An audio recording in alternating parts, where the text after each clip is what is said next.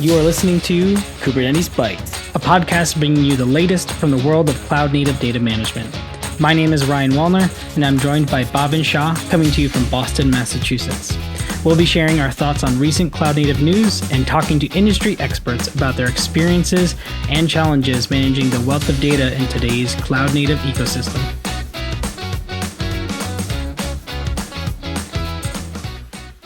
Good morning, good afternoon, and good evening, wherever you are. We are coming to you from Boston, Massachusetts. Today is July 26th, 2024. Hope everyone is doing well and staying safe. So let's dive into it. I know we skipped the last episode. I think both Ryan and I decided to take like a short summer break.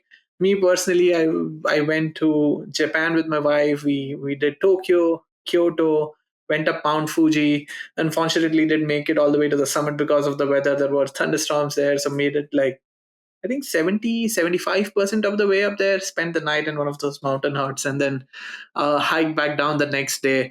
Would have definitely like wanted to go all the way to the summit, but I guess we have to leave something for the next time. So this is like I know we skipped an episode, but now we have an exciting episode planned for today, and we have a packed schedule for the next few episodes as well.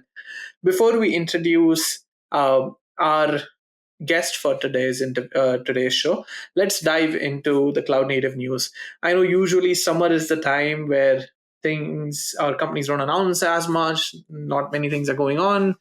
People are either taking PTO or are busy building for the busy fall season. So, but that's not the case this time around. So we do have a few things that we want to talk about. The first one being funding rounds, right? Everybody knows that I love to talk about funding rounds and acquisitions. And oh man, I miss the 2021 days when we had a lot of those going on. But this week, it seems like we had a few that I wanted to highlight. First of all, ChainGuard, a startup in the Kubernetes security ecosystem, building out ChainGuard images that are really secure images to build your application on top of. That ChainGuard, they raised a Series C funding round worth $140 million to build and scale their version of a software supply chain security platform. This basically triples their valuation, bringing them up to $1.12 billion. So, congratulations for being a unicorn. It's difficult being a unicorn these days in terms of valuation. So, great job getting there. This also brings their total revenue or total money raised to $256 million. I think somewhere on their one of the articles they said that they have. Increased their ARR or annual recurring revenue by 170% year over year.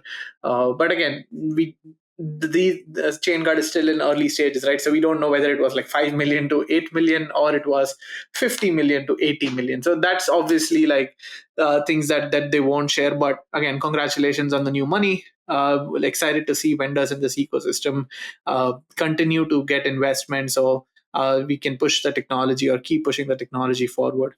What ChainGuard does is they build and package and patch and triage and harden and scan and secure every piece of code that they ship. So basically, they have different versions of base images. That's the thing that I know them for, where they basically say that you can find zero CVEs in their image if you are using their base images, and then things you can build on top obviously becomes your own responsibility, but at least the base is secure, the platform is secure. I think they were sharing a couple of their customer testimonials. Snowflake, the big data platform company, saw an 18x ROI moving their FedRAMP high environment to use ChainGuard images. Another customer that they didn't name saw their vulnerability scan results drop from 18 million to 5 million in 30 days once they switched over their images. So they're building a lot of cool technologies. So I'm glad that they got new money to scale their own version of software supply chain security platform. Next, Sticking to the cloud native security space, I know you guys, we have spoken about Wiz Security a few times on this episode. They raised $1 billion in funding. They were going to acquire Lacework. I don't think that worked out. They acquired another company. So Wiz definitely knows how to remain in the news. I think 2 weeks back or 3 weeks back, we saw an article around, Google Cloud has an offer for Wiz Security, and they want to offer them $23 billion for their cloud native security capabilities or cloud security capabilities, and acquire them. So that was going to be a big news, right? Like $23 billion for an exit in today's market is definitely a big deal.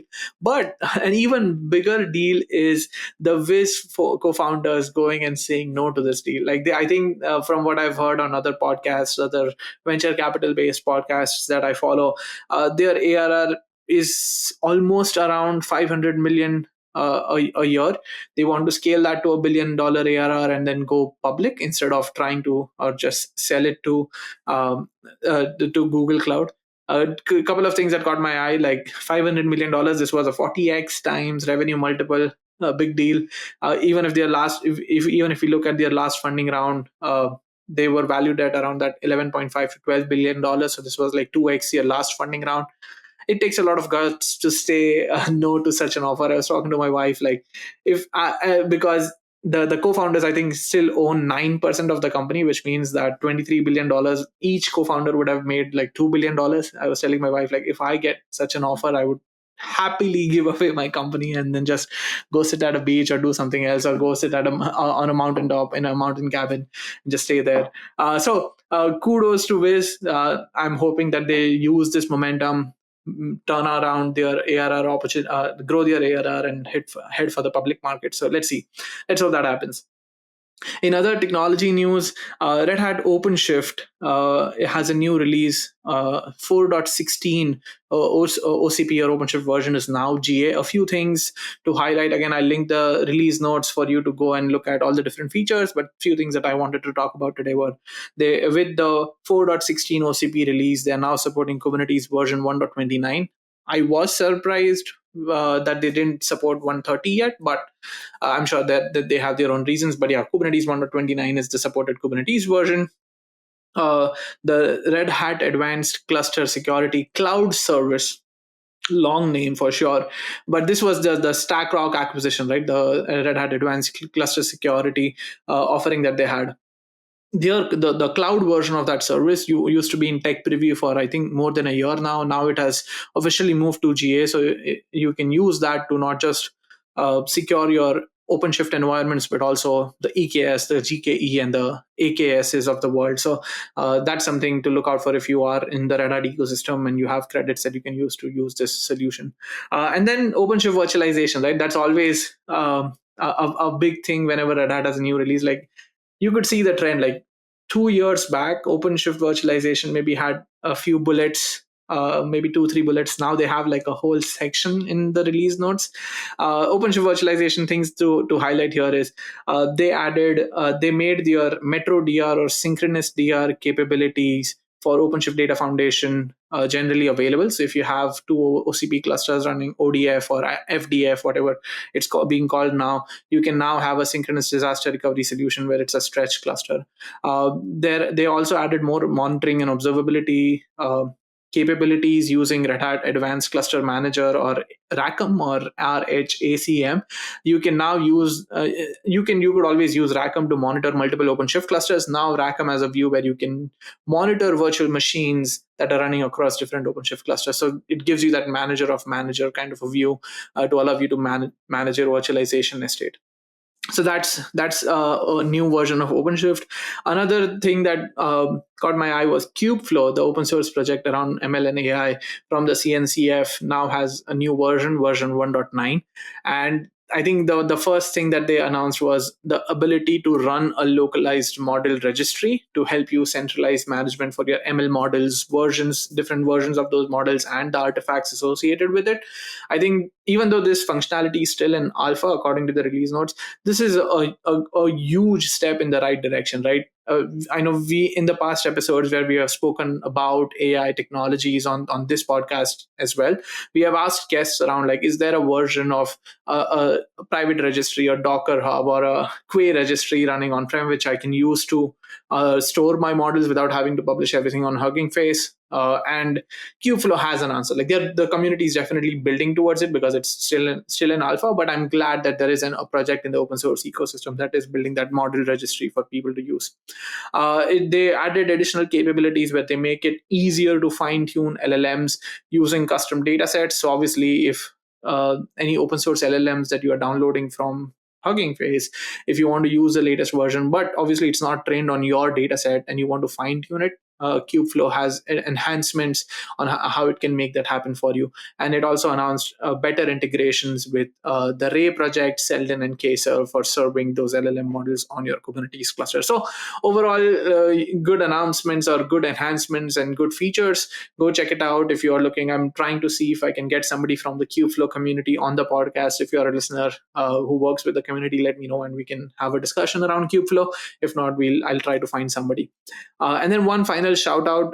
I know Ryan and I did an on the show floor podcast from Boston DevOps Days last year, and that was a really great experience. It was my first Boston DevOps Days. Ryan had been to a few before that. I had gotten a chance to meet the community, attend a few sessions, and attend a few keynotes. I would say, like, if you are in the Boston or greater Boston area, this is definitely an event that you should attend. The thing that I'm calling out today is the CFPs for the opportunity to speak at DevOps Days is now open. So you'll that link will be open till 7/31, so end of July, and the actual event is in October. So if you have interesting things that you want to talk about that you feel other people can learn from, feel free, please submit that session using the link in the show notes. With that, let me talk about the guest that we have for today. So today I'm going to be talking to Danielle Cook. She's the VP of Marketing at appCD, but she has been in the cloud native ecosystem for the past 8 years, I think. And she's a co-chair of the CNCF Cartografos Working Group. And they have been working on the cloud native maturity model things and the business value for pursuing cloud native opportunities. So that's what the episode is going to focus on. So without further ado, let's get Danielle on the call. Hey, Danielle, happy Friday. Thank you for joining us on the Kubernetes Bytes podcast. Why don't you take a second and introduce yourself to our listeners and what you do? Awesome. Well, thank you so much for having me. I'm Danielle Cook. I'm a CNCF ambassador. I have been working in the cloud native world since 2016 at various different companies, Storage OS, which became OnDat, Fairwind. Now I'm currently a VP at appCD. And I'm an organizer, co-organizer of the CNCF Cartografos Working Group. Okay, so what is that working group? I can try to pronounce it, but I'm sure I'll butcher the name. So Cartografos, what does it do and why we needed that as a different working group? Yeah, so the Cartografos Working Group, we put it together in 2021 because a number of us came together and realized like it's really hard to navigate the CNCF landscape. There's loads of different technologies. There's loads of people telling you do this, do that, and whatnot. And while there is a trail map, it's very much focused on tech. And it's not prescriptive of like when you should be thinking around different things. So we came together because we wanted to provide tools for people to navigate this landscape, understand it better, educate themselves. And things that we put together based on that are things like the cloud native maturity model. Okay. I can. I think I remember seeing the Parthenon or something from the cloud native. Sorry, I think that was part of the cloud native maturity model. But then that image always gets crowded by the complicated CNCF landscape. So I think there is a definite need for this working group, right? Because even if they give me a trail map, but if they throw such a huge list of 100 plus projects that are part of the CNCF, I still need to know what to do, how to do, but then can I get the buy-in and things like that? So let's talk about the cloud native maturity model, like what it is, and when did you guys think about doing something like this, and how can it help users? Yeah, so the cloud native maturity model was really put together because of everything we just talked about. Mm-hmm. And when we were kind of thinking, what are the steps people need to take in order to be successful in the cloud native world, we realized pretty quickly that there were key themes coming out. There were themes around like people, like what people do you need to hire? What cultural changes do you need to put in place in the organization? We then looked at there's policy changes that need to happen. And then there's a whole different process that needs to be implemented. And, and then there's different technology and, the landscape is big, but you don't need every single tool. And then we kind of looked at all those key themes and thought, okay, let's put this together. So if somebody's in their journey, they have, I'm going to call it a map, but they have a resource that they can go, oh yes, I am here when it comes to people. I need to get there. Or, I have these policies, so I feel like I'm at this maturity, but I need to work on these next steps. The maturity model is not prescriptive in what technology you should use or how, use this open source project, use this, but it does provide key themes around hey, you should be considering tools around this area at this point in your maturity. Okay. And so when did you guys start with this, right? When was version 1 out there? So we launched version 1 at KubeCon LA in 2021. Okay. So we did all the work and whatnot, and some of us were able to be in person at that event. Some of the team couldn't travel into the US because of course it was COVID times and, it was a different world. So we launched it then.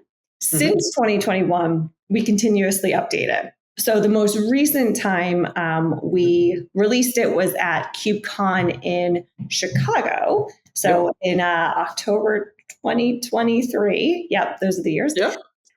And we're now working on the next version, the 4.0 version. Okay. So I had a question, right?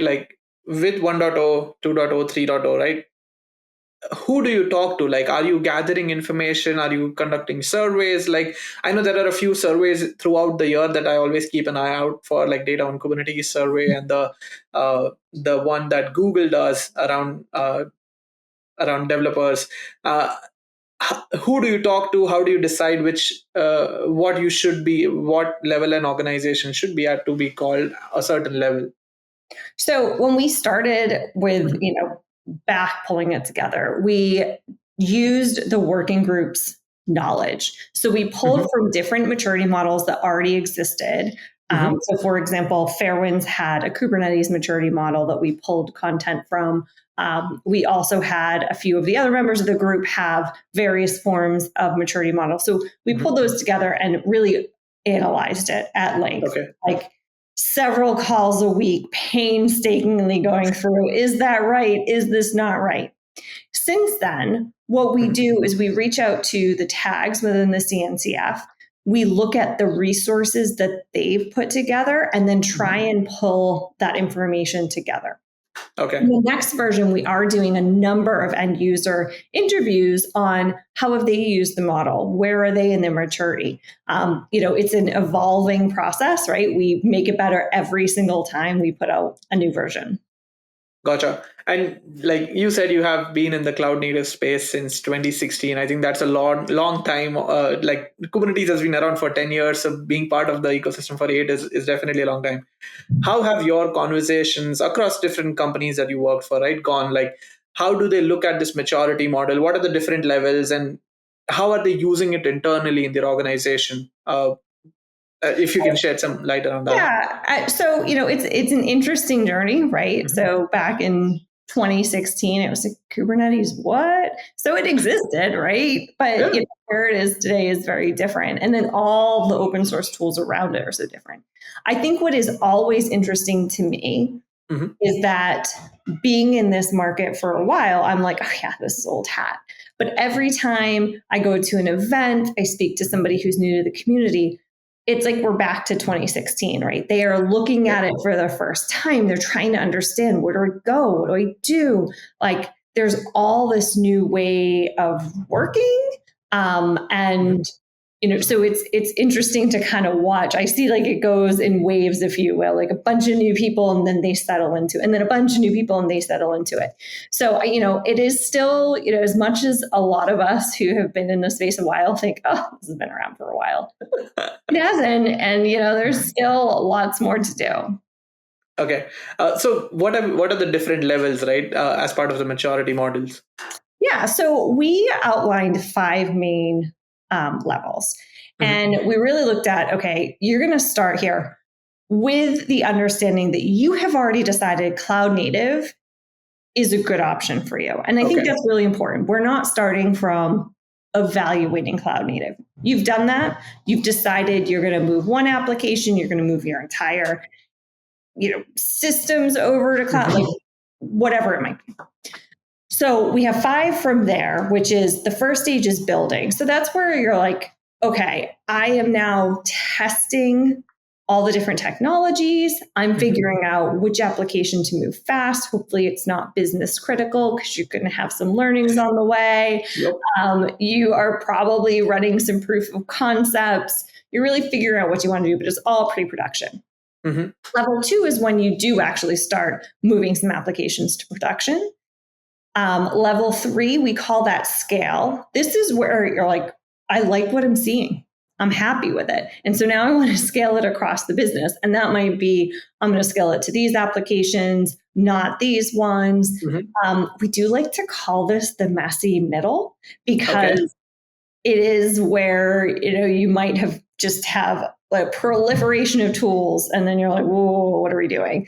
Or you are still operating your existing systems that might not be cloud native, and you're operating your cloud native system. So like, you're probably not saving any money here, which, is unfortunate. If you're going into this to save money, you are not going to be.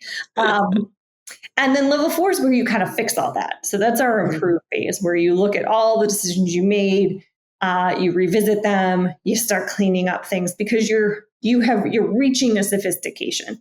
Now, you might be there for one application and starting your journey on another application at level 1, like it's going to vary. But it's an interesting stage to be at. And some people never leave this stage. And I think that's really important. Some people never make it past the scale phase. But level 5, if you do make it there, the cloud native ecosystem is constantly evolving. There's new technologies, there's new processes, there's new people to train. And so level 5 is really where you adapt to all the things that are changing in the environment.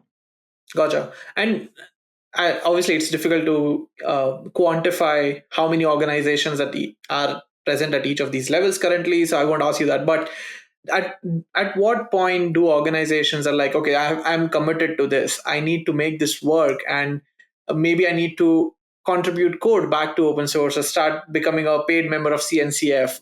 Like, what level do you see those changes happening? So we kind of put the code contribution at level 5, because like, if you're adding back to the community. Now, we all know that all of this is, opinions, right? And so like, you might be at level 2 and you're contributing back to the community, and that is awesome. And, there's so many different ways to contribute to the community, and it's not just in, supporting the tech, but doing things like the cloud native maturity model. So whatever it might be. So yeah, you could do it on all the ones, all the levels.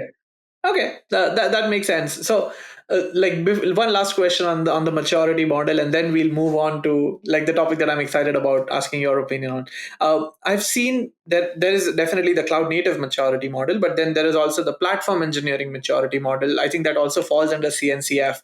Why was there a need to create multiple of these, and how do you see them working together? So that is a great question. We actually worked so closely with the platform working group on this. So Abby and Colin were central to putting together that CNCF platform maturity model. And so we came together because they they really liked the cloud native maturity model, but we were like, it's a higher level. It's something that you can use at a management level, at a tool that gives you the broad overview. But if you're building a platform, you need to go a layer deeper. And so we work together to go, what is that layer? Gotcha. Now, they, of course, wrote the maturity model, or the platform maturity model, but the Cartografos Working Group, we worked alongside them. And one of the things that we really tried to do is not to replicate people's work, but promote people's work within it. So within the cloud native maturity model, we are promoting the platform maturity model. Okay. If this is where you need to go here. Okay. Likewise, like the AI working group, they're working on an AI maturity model. So all of that will be referenced. Yes, there will be so many maturity models. Please don't let it get to the point where it becomes a CNCF landscape. Like, I don't want that. So true. Yeah. Okay. Perfect. So the reason I had reached out to you was because I wasn't able to attend Kubernetes Community Day event in New York City in person, but when the recordings came out, I was going through sessions that I like, and yours caught my eye, right? Because it was on a different theme completely. Like everybody else was like one of our previous guests, Michael Cade, was talking about canister, and we had people, another previous guest from the vCluster community. He was talking about how vClusters work. But your talk was completely different. Like, okay, that is all tech, but we need to like make sure that we translate the tech somehow into things that businesses care about. So let me start there. Like, what are the things that businesses care about the most? And can you list a few that I should know as a technical architect? Absolutely. I mean, the main three areas that I think, every business cares about is growth and profitability, right? Are we growing? Are we making more money? How can we demonstrate to our board members, to the market? Efficiency. So are we doing things efficient? Are we growing and, streamlining all of our operations? And then finally, risk, right? We can see it with all the topical news items. Like, it is risky out there, and you don't want to be the one causing issues if maybe you put an update out there and it doesn't work. Just saying. Not to name anyone. So it's about risk management, right? Are we reducing our risk? Are we keeping security? And those are really like the key things that everything boils down to. And I think one of the reasons why I am very, we need to talk about these issues and we need to train this community on these issues is because if I want to use a new technology, if it doesn't map to those things, it's not going to happen. It's just not going to happen, right? And we've seen that over the last year, 18 months, 2 years, where, yes, there was a ton of investment in this area, loads of people using cloud native technologies, and then people went, ooh, we might need to recalibrate, right, with the economy and all of that. And so they weren't investing in this area. And you're like, well, that's because we can't tie things back to growth. We can't efficiency or risk. I think that makes a lot of sense, right? Because as you said, the timeline, 18 months back, we started hearing these conversations where there were so many zero interest rate projects or ZERP projects that were spun up inside organizations because capital was really cheap. And organizations like, let's spin up a team of 10 more engineers and have them work on this. And doesn't really matter if it doesn't contribute to one of those three things that you said. This definitely answers the question why it is important now. I think one follow-up question on the care-abouts, right? Does it change based on who I am pitching it to? Like, if it's a small 50% startup, am I pitching this new way of doing things to the CEO? And does that change? Like, my presentation to him changes if I'm talking to the CFO or some other C-suite executive inside my company? Yeah, I mean, it definitely changes. Obviously, the size of company will be what they're focused on today. But, if I'm talking to my CEO, then I am going to be talking about this is helpful for our strategic growth. This is helpful for how we maintain profitability. This is how we meet customer demands. And then I'm going to use metrics that associate with the customer demands.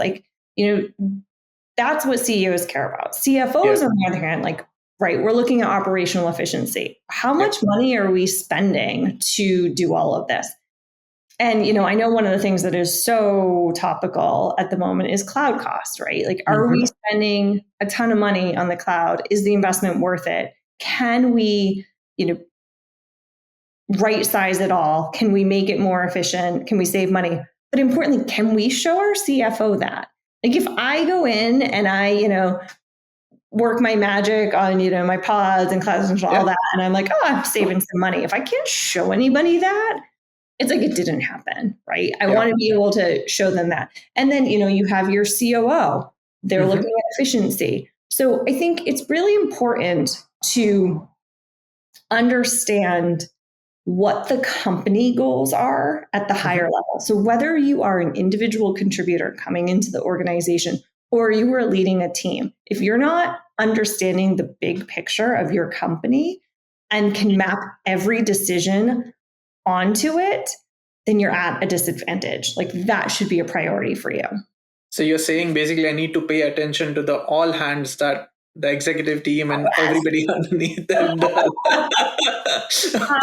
Yes, stop multitasking, write down those goals. Absolutely. That is like the perfect example. Okay. So I think that your previous answer clearly hints at like 10 years back, I don't know, it was, IT didn't even have a seat at the table, and IT departments were just considered a cost center. Like, this is something that we have to invest in, have to do, but it doesn't really bring us any value. I think I would personally like to say that we have come a long ways, right? IT definitely does have a seat at the table. We are able to drive some of those growth initiatives and help businesses do more with less, bring in those efficiencies and reduce risks. I think I want to go back to the messy middle component that you just said, right? There is, unless you are starting a new company today, you will have some sort of brownfield environments and brownfield deployments. Like, how do we handle that when we are building this business case? Like, should we as architects just focus on greenfield? Like, okay, if we are planning this new project over the next 6 months, 9 months, we should use cloud native? Or should I also aim at, if we do this, we can also add those same benefits to the brownfield deployments that we might already have? I mean, obviously, if you are a startup organization or whatnot, you're coming to it new, you get this clean slate where you just get to do everything beautifully the way you want. The reality is that just like never happens. Yeah, it never happens. And even then, you have baggage from all the different organizations you've worked at. I think when it comes down to a brownfield site or brownfield site project, you have to, again, look at what the business goals are. And you have to understand like your fault tolerance and your security risk and what you're putting out there, because I don't want to say this too loud, but not everything should be cloud native. Like, right? You're going to have to make certain decisions on that. But if you have a business goal where it makes really good sense, then you should introduce it. But you need to be clear on what the goals are and how long it's going to take, because it is not going to be quick. And anybody who believes like, hey, we're just going to take this app, we're going to make it cloud native, roll it out, and we're going to be, it's going to happen so quickly and we're all going to be, sitting back and getting all the benefits. Like, it's just not the case. Like, you are going to spend more money in the beginning as you're trialing it, as you're running 2 different environments until you're happy with it. And you also need to translate all of those processes that you already have. You have to, the policies, like all of those things exist in a brownfield world. And now you have to, translate them over. And that's not quick either. Now, I think once you do the legwork for, your first application, your second, third, it's going to get easier, right? You're going to have a map that you can follow. And that's why we always say, like, start with like non-business critical apps. Okay. As you're journeying through the maturity model and through your transition, because, you don't want the app that controls your entire business becoming a problem. Yeah. No, agreed, right? I think I have two follow-up points. One is, I think having this unbiased attitude where you're not just thinking about the tech and thinking about it as a hammer that you can use and hammer every nail in it and green field, brown field, I think that shows your maturity as an individual contributor to your executives, right? Like, okay, this guy understands what's important to the business, what's not, and he's not just telling us a story because he wants to put a specific technology on his resume and look for his next gig. He's actually responsible. He or she are actually looking out for the company. So I think that makes a lot of sense. Like, you should understand what's important to your business and maybe call it out in the proposal that you're building. This won't give us any positive ROI till 18 months down the line. Like, we'll have to run both environments till we actually migrate everything over. This might not work. And the second thing that you brought up is try it out with your non-mission critical applications. I think I like that because uh, so I went to Red Hat Summit earlier this year, and Delta Airlines is one of Red Hat's big customers, right? And they always like to talk about how Delta runs on Red Hat OpenShift service on AWS or ROSA clusters. I think looking at more details, you will find out that it's, I think, the in-flight Wi-Fi network and some other features run on ROSA and that have been modernized. But if you look at the CrowdStrike incident that happened this week, Delta was the one that was hit the most. Like, they were still running things on virtual machines and Windows boxes for crew scheduling and for airport terminal, like the kiosks that you might have. So all of those things did go bad. So maybe they are on this journey as well along with us. So not blaming Delta Airlines, I love them, but it's just like you start somewhere and then you eventually get to a point where you have modernized everything. So completely agree with what you just said. Well, and that modernization requires, again, like, you to potentially be modernizing while you're still running the existing system so you can avoid situations like that. I mean, anytime I go into a place, and I have been at airports and I have been at car dealerships where they have like the .NET printers, I'm just like, what is happening here? Like, why have we not kept up to date? And it's usually down to software that has not been modernized. And it's like, there is a place for cloud native. It's a big lift for a lot of organizations. I know. Yeah, that dot matrix printer still brings back memory. Like, my dad had one growing up, and he's an accountant. So in India, they had a different schedule for filing taxes, and 20 years back, they still had to file in person with paper copies. So a couple of days before the filing deadline, the printer would run continuously in his bedroom. Like, it would just go on and on and on. So I can definitely see that brings back memories for sure. Okay, coming back to raiding the edges, ripping them off. And, yeah. I know. Great. Okay, coming back to the topic, right? Sorry for taking us on that dot matrix tangent, but to build these business cases, right? I've seen a lot of vendors have TCO ROI tools, but whenever I've looked at a couple of these, it's like, oh, I'm solving it for storage on Kubernetes. I'm solving it for observability. Is there a tool? Is there a TCO ROI tool from the CNCF or anything else that you might know where it helps me build a bigger picture, or it's my responsibility as an individual to like piece these things together and try to fit it in the best possible way? I wish there was the overall one. I think you'd find if you tried to do one that encompassed everything you need to do, you would never go cloud native because it's a lot, because it comes down to, looking at the cost of people and their time and how much effort they're putting in. It comes into like, how do we culturally change the organization? And that you can't calculate that in an ROI calculator. I do think that vendors who put those out, like, I think they're great. They're really useful when you are trying to purchase a bit of software. It helps you. I think you should ask for it if you're evaluating a technology, because it's going to be helpful as you bring that to your boss and their boss and whatnot. And I think there's inspiration you can get from it to go, hey, I want to use this, but how could I apply this ROI calculator across more of what I'm doing? So I definitely think they're useful tools.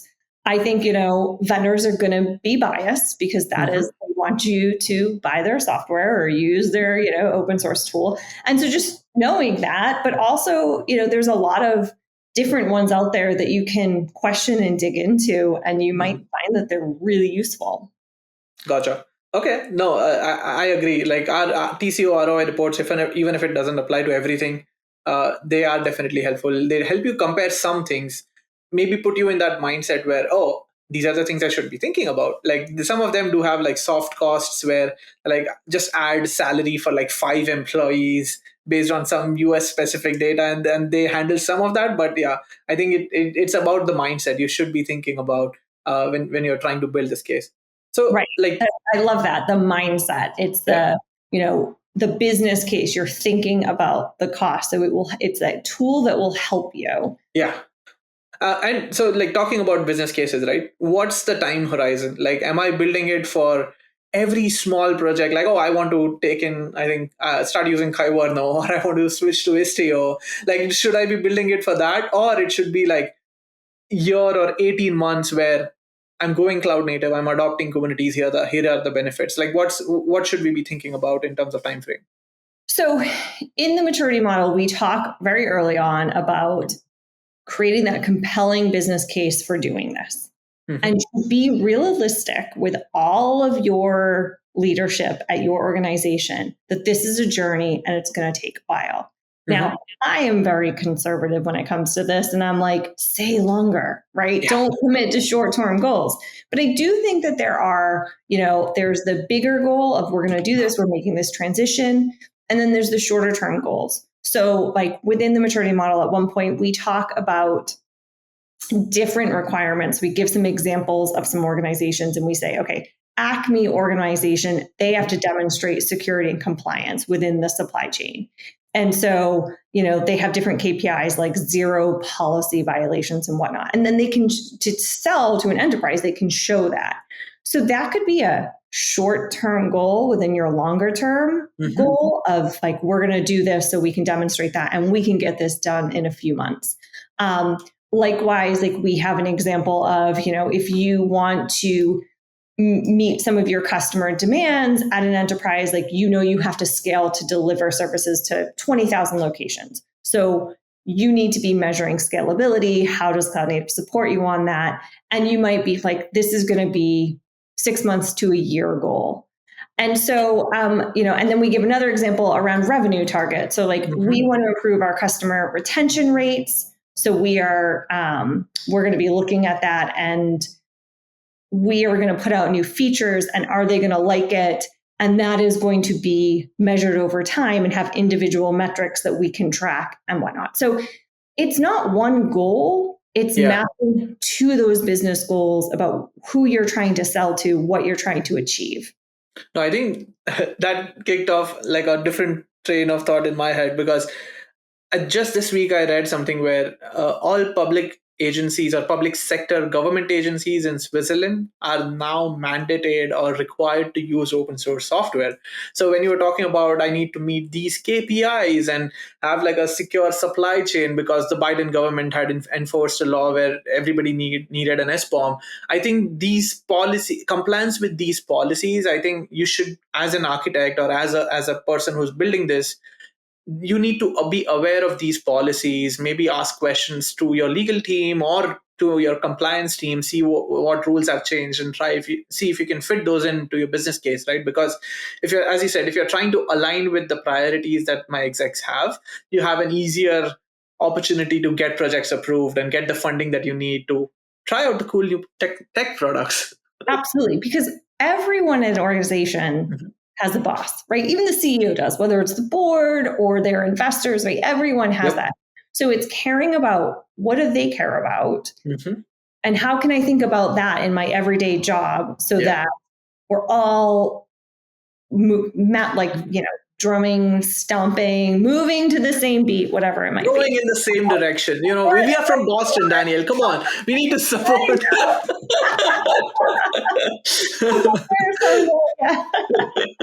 Okay. I think I have a few more questions remaining. So you spoke about OpEx and CapEx, and if we can get something like there is a different way things are put on the financial statements, like CapEx goes under your capital expenditures go on a different bucket. Operational expenditures are basically, they hit the financial statements as soon as the cloud vendor gives you a bill. Can you expand more on like how we should be thinking about these? And if I'm an on-prem shop, going for infrastructure vendors that have like a pay-as-you-go service, will that help me? Or how should I be thinking about these different models and making it part of the strategy? Well, this is where I have to say, I am definitely not your financial expert, because every CFO I've worked with, I've opened with that. I'm like, I struggle to add. And they're like, okay, got it. So I want to caveat with that. But again, I think it comes down to your business will have a CapEx or OpEx model, right? And that's how they're going to run it. And so you need to understand what makes sense for them. If you are a company who is trying to raise a round of funds, you might need to look at your CapEx, OpEx in a very different way to an organization that is, gigantic and, cloud costs are soaring and whatnot. So they're going to like go back to their own data center, right? Like those costs, it varies. But I think it's important that you understand your investments, and if they're CapEx, if they're OpEx, sit down, like ask your, you might not have access to your CFO, but you might have access to people on the finance team.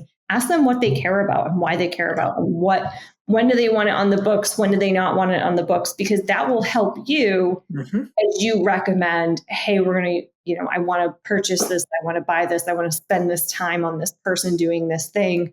And whether it's something that's going to be looked at over 18 months or like put on the balance sheets, or it's just like an immediate one-off.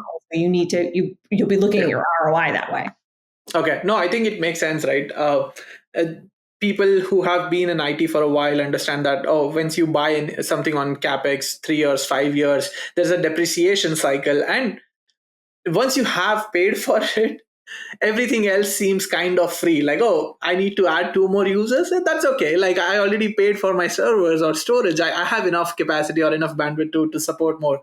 But if you're thinking about cloud, adding 2 users, adding 20 users, or buying 20 Slack seats or Salesforce accounts, all of those things add up. So as you said, right, like sit down with your financial team. Like early in my career, I used to hesitate because I was always like, they seem strict enough, or they don't seem inviting enough to talk about finances. But I'm over it. And I can say, like, definitely talk to those people. Those people want you to come and ask questions. They'll sit down with you for lunch, explain how things work, and they are super receptive. Again, you might have somebody in your organization who doesn't work that way, but I'm talking about majority of folks. Like, you will. If you sit down with the majority of people that you're reporting up to, or you're trying to work with to buy different tools or to get projects signed off, and you go, what do you care about? What are the things you're concerned about? They're going to tell you, because they want to help people. And that will just help you be a better technologist, because you'll think broader, bigger picture. Okay. And one last question, right? Actually, not. I take that back. This is not the last question, but who should be like doing this? If I am a new college grad, obviously, like that's too early for me in the cycle. But if I'm a junior SE1, SE2 developer, or if I'm a junior infrastructure architect, should I be the one working on this and trying to push this, or I should focus on doing what's best for me at this stage in my career and learn the tech? And if you are at that senior or principal or staff position, that's where you should be thinking about this. What have you seen in the community? I would argue that everybody needs to think about it, even your graduate, right? Okay. Coming out of school. And the reason for that is because it's only going to help you. You are going to be a better technologist. Now, I'm not saying that means you spend weeks of your days and weeks doing it.